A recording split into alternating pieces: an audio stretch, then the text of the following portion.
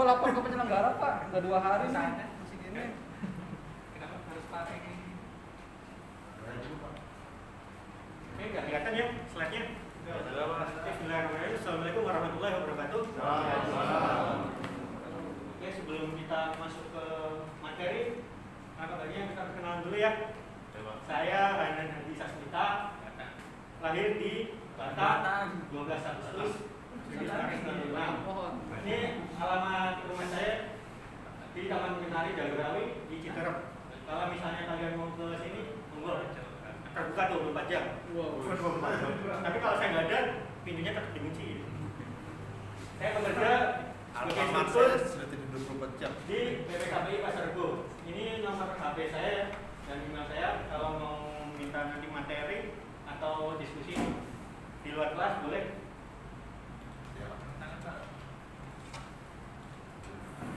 Oke, kalau saya bilang semangat pagi, nanti jawabnya pagi, luar biasa ya. Walaupun ini siang, kita harus tetap semangat pagi. Oke, semangat pagi. Luar biasa. Oke, terima kasih, sangat semangat sekali ya pagi ini. Oke, betul siang. Kita harus tetap pagi nih. Walaupun siang, malam tuh harus pagi. Siap 3 set Pak. Siap. Oke, kita absen dulu ya sebetulnya.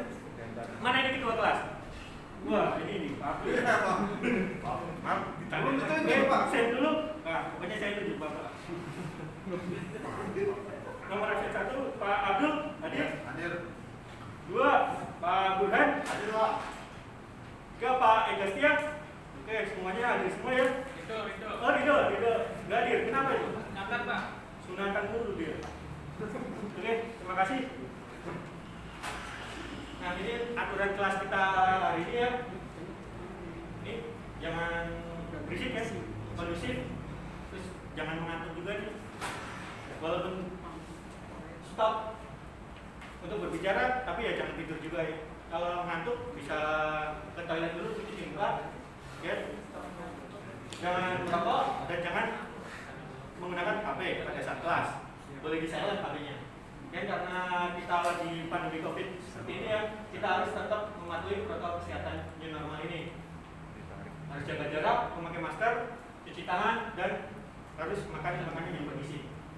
Dan jangan lupa ya, ini kan di kelas agak banyak bahaya ini, kabel-kabel harus dibersihkan, hati-hati ya. Nanti jangan sampai kesandung kayak saya tadi, hampir kesandung. Jangan dilakuin. Oke, masih ingat materi ini? Nah, pengujian hasil pengelasan. Pengujian hasil pengelasan ini ada berapa? Ada yang tahu? 2.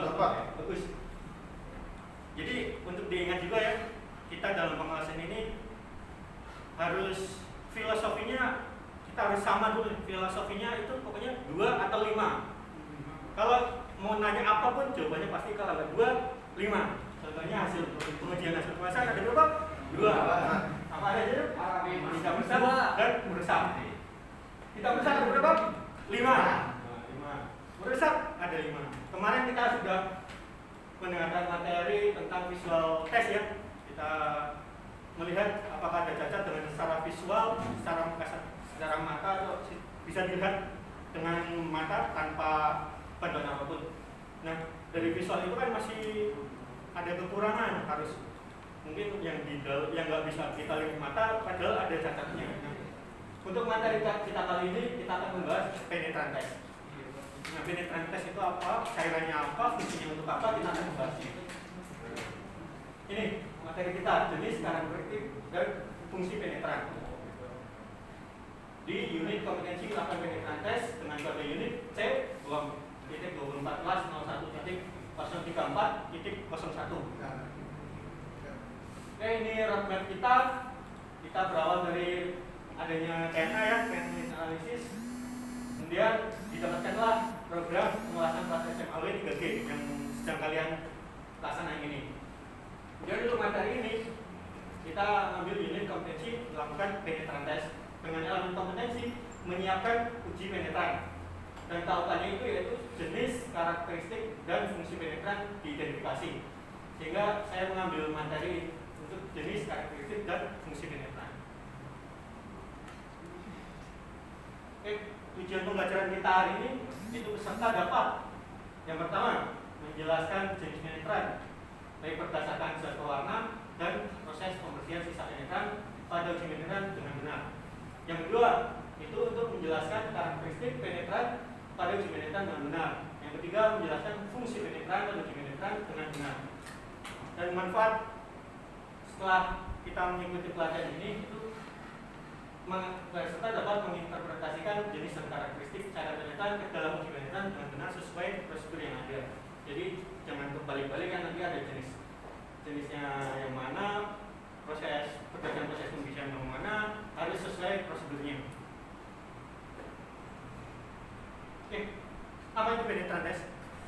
Nah, penetran test itu adalah salah satu metode uji tanpa merusak yang mampu mendeteksi cacat terbuka pada permukaan suatu bahan.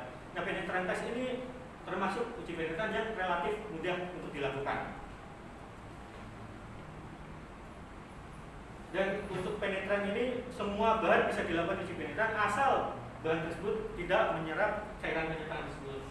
Ini ya contoh kita melaksanakan penetran test. Nah, ini contoh cairan penetran. Sampai sini pada paham semua kan? Oke, biar kita satu frame ya. Oke, lanjut untuk jenis penetran. Yang tadi kita sudah sebutkan ya, filosofi pengelasan itu 2 atau 5. Nah, jenis penetran itu terbagi antara 2 jenis dari berdasarkan jenis dan warna dan proses pembersihan sisa penetran. Ini ada 2. Pasti pokoknya apapun yang kita tanya berapa sih itu, pokoknya kalau jawab 2 ya 5. Oke? Semuanya paham ya? Harus satu persepsi ini. Oke, untuk jenis penetran berdasarkan zat warna itu ada 2, yaitu cairan penetran fluorescent dan cairan penetran visible. Bedanya apa sih? Kalau fluorescent itu dilakukan dengan bantuan sinar ultraviolet. Itu biasanya mengandung zat warna yang akan berfrekuensi bila disinari dengan sinar ultraviolet.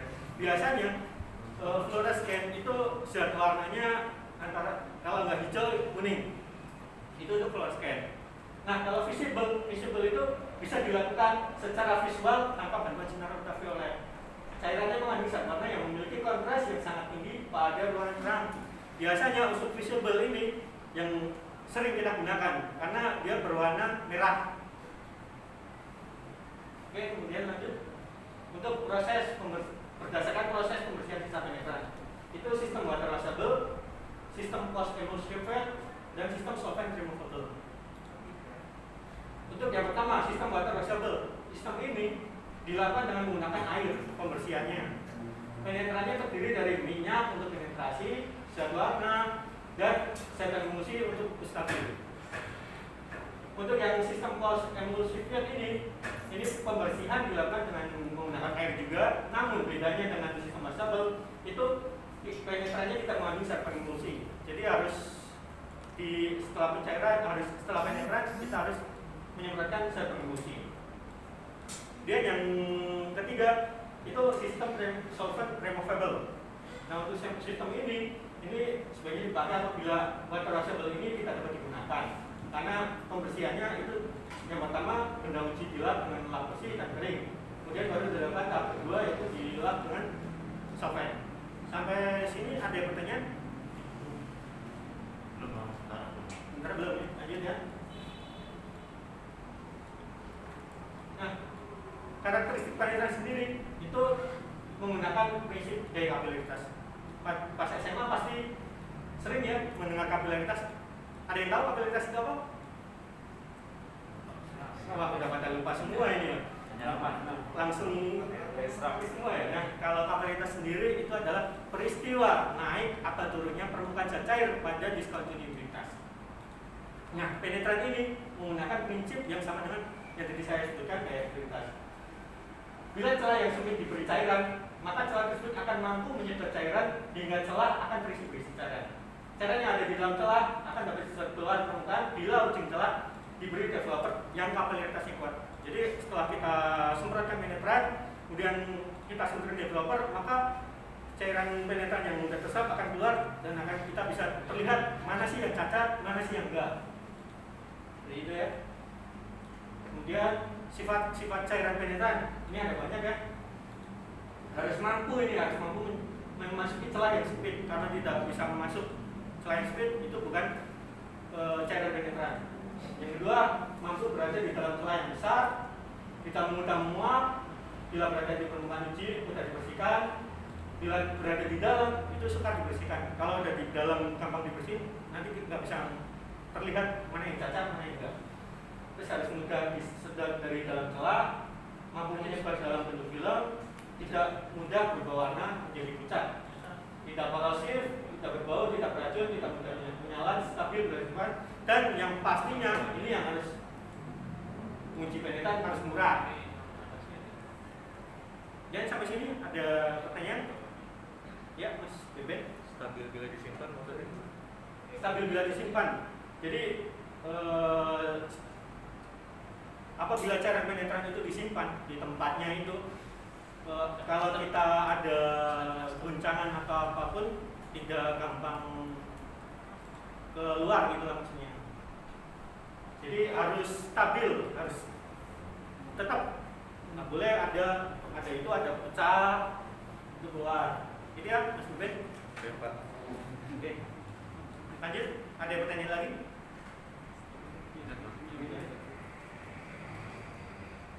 Nah, ini fungsi penetran sendiri.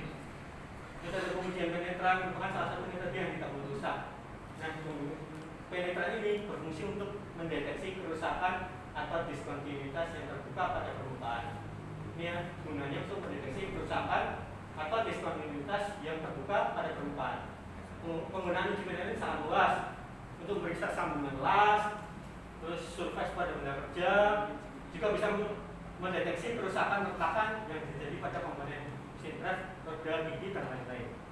Ini fungsinya.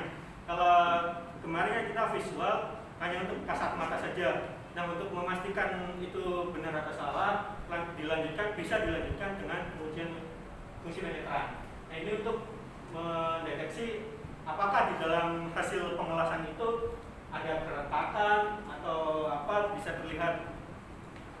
Kemudian penetran ini hanya bisa digunakan ketika suatu cacat itu retaknya sampai ke permukaan, itu bisa digunakan. Tapi kalau cacatnya di bawah permukaan itu tidak bisa digunakan penetran, jadi tidak bisa kelihatan apakah itu dicacat atau enggak. Jadi kalau untuk mengetahui cacat yang di dalam permukaan itu harus dengan metode yang lain. Itu ya fungsinya. Sampai sini ya. Ada pertanyaan? Oke, nggak ada ya. Metodenya pakai apa, Pak? Kalau bisa pakai penetran. Kenapa?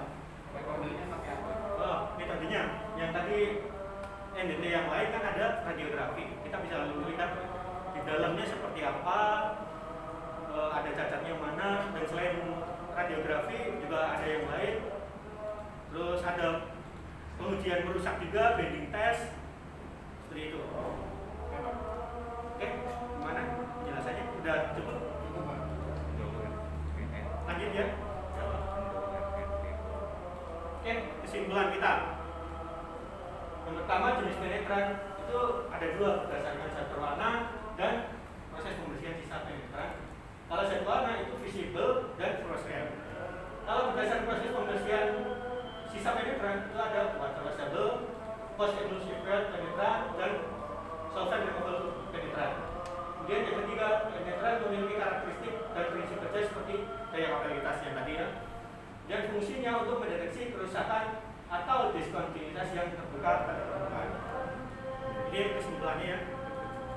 Oke, karena tadi sudah paham semua, nah kita masuk ke pertanyaan. Yang pertanyaan, sebutkan jenis penetran berdasarkan zat pewarna. Ada yang tahu? Nggak ada. Mungkin Mas Eri. Water washable. Water washable? Ada 3 cuma saya ingatnya 1. Oh, water washable ya. Ada yang lain? Mas Aziz mungkin?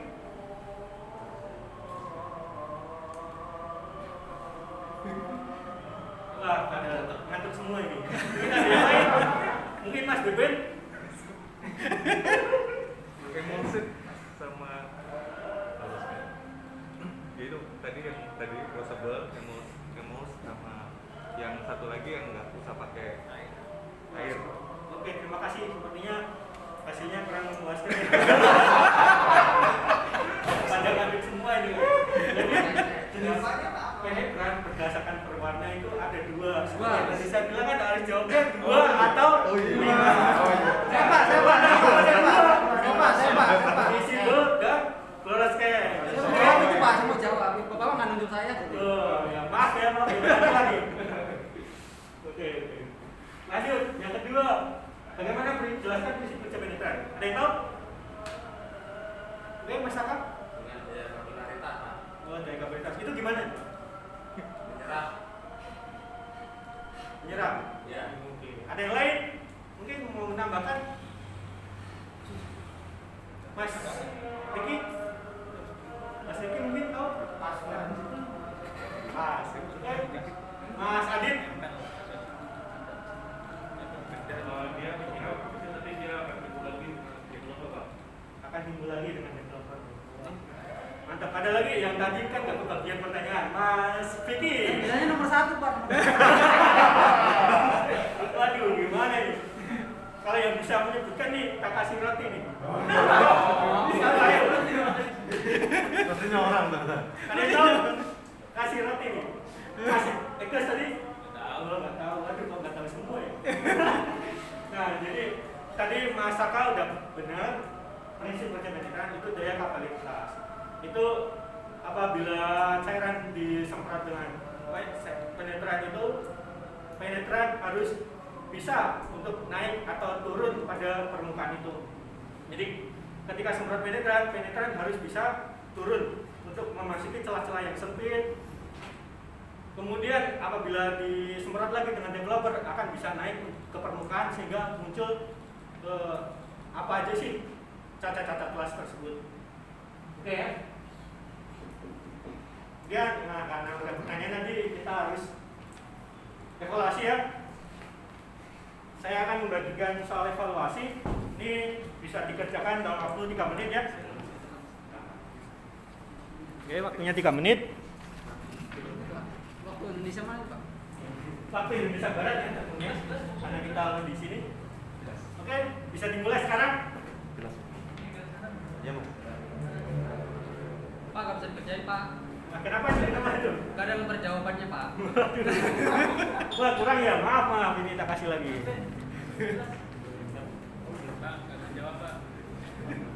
Gimana, ada yang kurang jelas soalnya?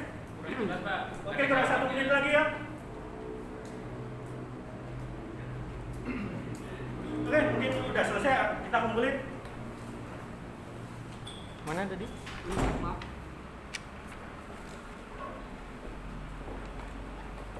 Wah, setelah saya lihat secara sekilas, sepertinya udah kompeten ini. Daripada yang tadi pertanyaan pada nggak bisa jawab.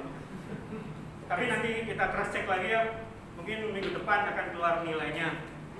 Nah, untuk pemahaman lebih menajamkan lagi, wah saya ada sesuatu nih buat teman-teman nih. Gambar panas. Wah, ini yang paling ditunggu nih. Tugas tambahan yaitu buat rangkuman dari berbagai sumber. Terserah sumbernya apa, dari internet, buku yang penting bisa dipertanggungjawabkan. Jangan sumbernya dari temannya mencontek gitu. Jangan ya. Tentang jenis, karakteristik dan fungsi penetran. Nah, tugasnya dapat dibuat dalam short copy, dikumpulin jadi satu yang ketua ya Pak ya. Oke, siap, dikumpulkan pada pertemuan berikutnya. Jangan ada yang telat ya. Oke Pak, semua tugas tambahan ini. Diagram bahan. Oke. Ini yang ditunggu-tunggu ya. Oke, karena materi sudah selesai, mungkin ada baiknya bisa dirapikan terlebih dahulu ya kabel-kabelnya. Terus peralatannya yang dibawa pulang, jangan sampai ketinggalan. Oke, untuk menutup saya ada kesempatan. Harta semakin hari itu akan semakin habis, tetapi ilmu semakin hari akan semakin bertambah. Ayo saat kita belajar, jangan sampai kita mudah menyerah. Kita harus belajar. Terima kasih. Wassalamualaikum warahmatullahi wabarakatuh.